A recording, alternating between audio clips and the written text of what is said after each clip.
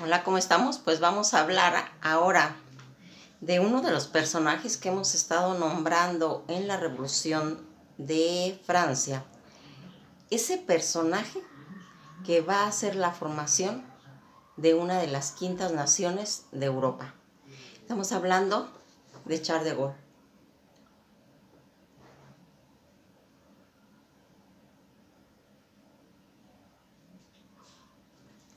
Charles de Gaulle, que va a ser esa figura emblemática de lo que es en la Segunda Guerra Mundial y que va a traer como resultado que se forme todo lo que estaba plasmándose, lo que se estaba cristalizando en la época de la Segunda Guerra Mundial, en la invasión que se hizo los alemanes a la República de París, Francia, que en esa época se estaba haciendo ya como un Estado nacional.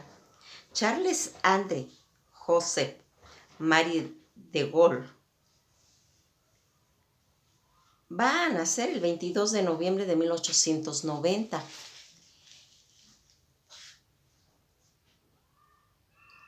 Fue un general estadista francés que dirigió toda esa resistencia francesa contra los alemanes nazis en la Segunda Guerra Mundial y que presidió al gobierno provisional de la República Francesa. Todo este periodo va a ser desde 1944 hasta 1946 para restablecer toda esa democracia que estaba en Francia.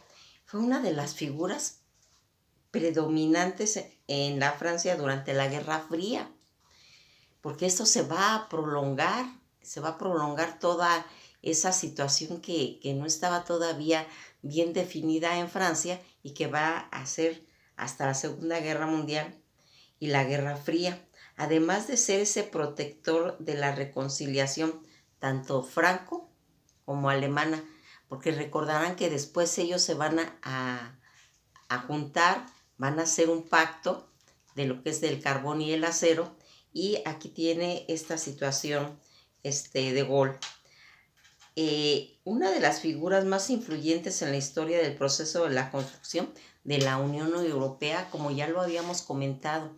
Recordarán que con ese pacto del acero y del carbón, que el pleito lo tenían continuamente, aquí va a ser el inicio de lo que sería más adelante la Unión Europea. Toda esta situación del cual en su pensamiento continuo influyó en toda esa política que tenía la nación. Ya en 1958 abandonó su retiro de la política tras haber sido nombrado primer ministro por el presidente René Conte. En su principal obra como presidente del gobierno fue la promulgación de la nueva Constitución, la cual va a dar paso a la Quinta República, como les comento, una vez que se aprobó mediante el referéndum ese mismo año. Fue elegido presidente y fue reelecto en dicho cargo en 1965, renunciando en 1969. Él va a tener esta presidencia que le va a venir a dar toda esta situación. Fíjense que él, ya les había yo comentado, que era un hombre muy alto. En algunas biografías aparece como de 1,96, pero en realidad medía 2 metros con 10 centímetros. Esta es una característica porque eso va también a marcar toda esa trayectoria que va a tener él a través de su gobierno y que va a tener él el rango de general de brigada y toda esa rama del ejército de tierra francés y toda la Francia libre que ya hemos comentado. Toda esa ocupación militar política, porque también fue escritor, los conflictos que participó en la Primera Guerra Mundial, en la Guerra de Independencia de Argelia, en la Segunda Guerra Mundial, la batalla de Verdún, esa guerra que tuvo con los polacos la guerra soviética, la batalla de Francia, la batalla de Dakar y la batalla de Garbón y toda esa liberación de París, que es lo que comentamos en el video pasado, toda esa liberación cuando se van a sacar a los alemanes nazis. Todo esto que va haciendo, él es un militar que él se va a graduar en la Escuela Especial Militar de Saint, y eso ocurriría en 1912. Fue nombrado oficial durante la Primera Guerra Mundial, habiendo salido herido varias veces. Y luego fue hecho prisionero cuando fue la batalla de Verdún, como ya lo habíamos dicho, y lo consideraban como un muy buen oficial. Ya en 1921 él se va a casar con Yvonne Verdun, con quien tuvo 3 hijos. Y uno de ellos, una se llamaba Phillips,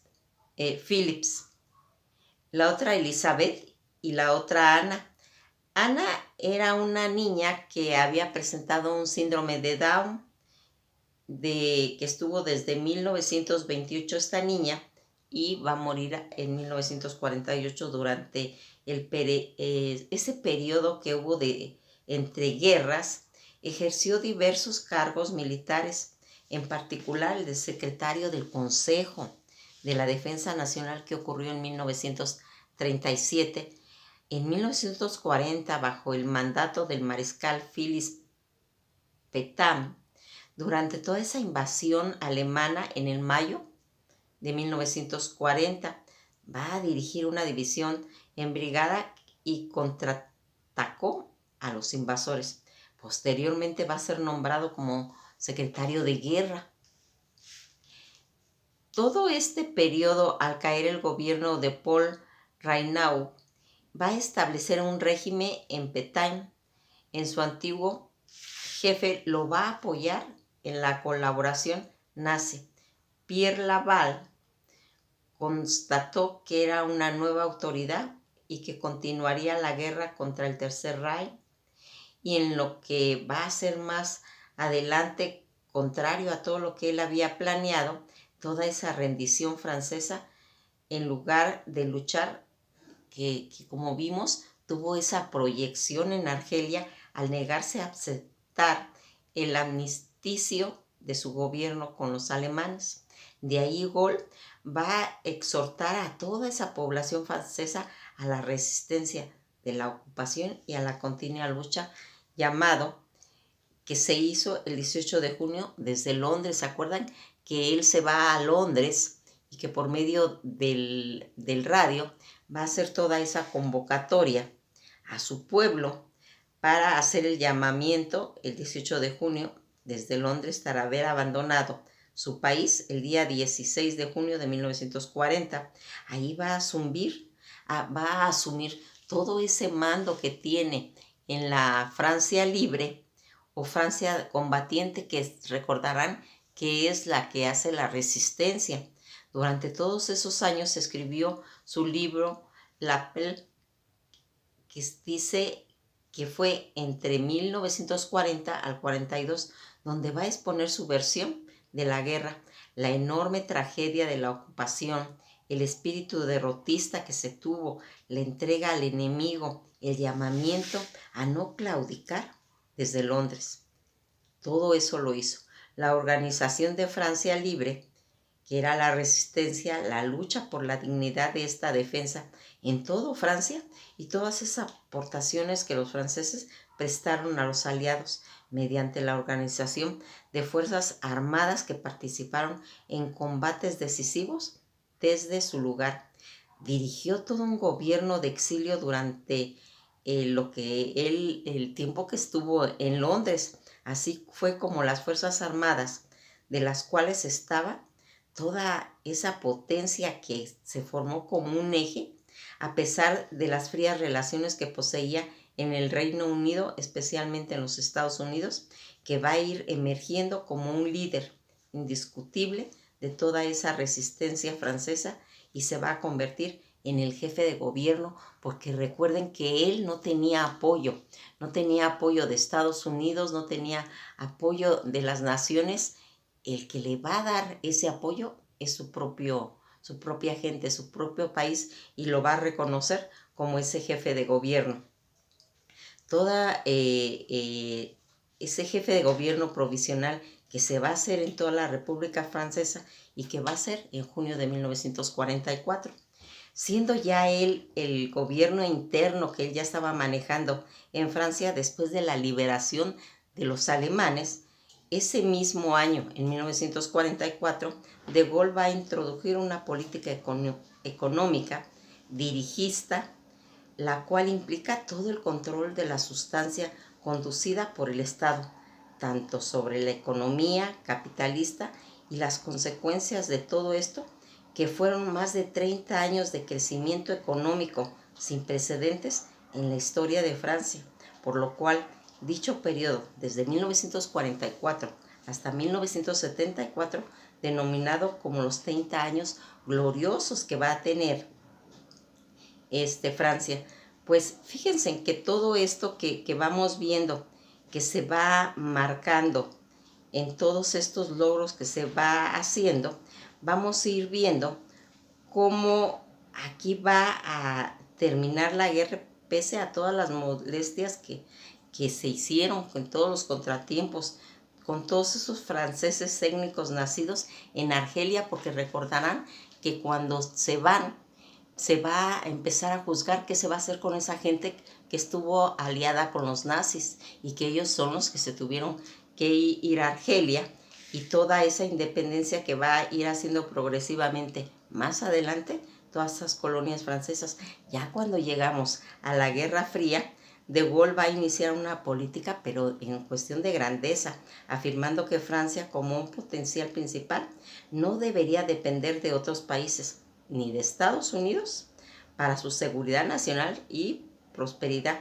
Con este fin sigue una política de independencia nacional que le llevó a retirarse al país de la estructura militar llamada la OTAN, porque aquí ya vamos viendo cómo se llaman formando todas esas instituciones, y a despejar al país de bases estadounidenses y a lanzar programas de desarrollo nuclear independientes que convirtió a Francia en la cuarta potencia nuclear.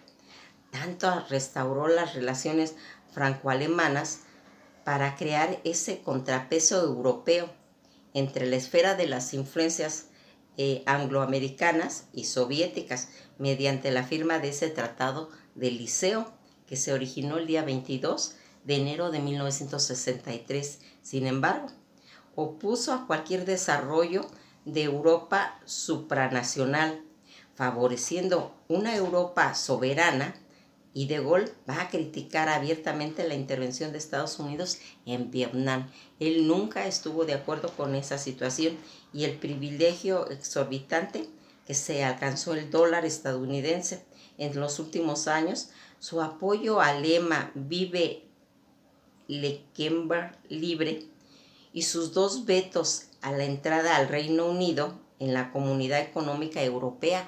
Recordarán que cuando se hace ese tratado del carbón y del acero, ahí se va a originar también esta Comunidad Económica Europea, generando una considerable controversia.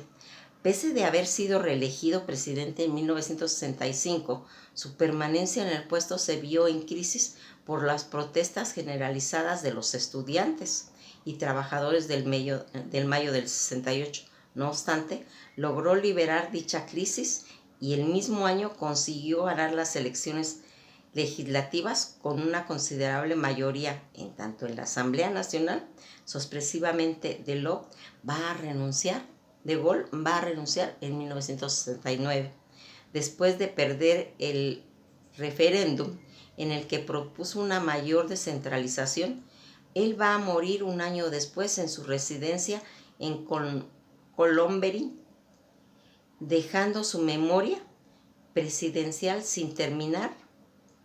Todas esas memorias que él estaba escribiendo no se terminaron.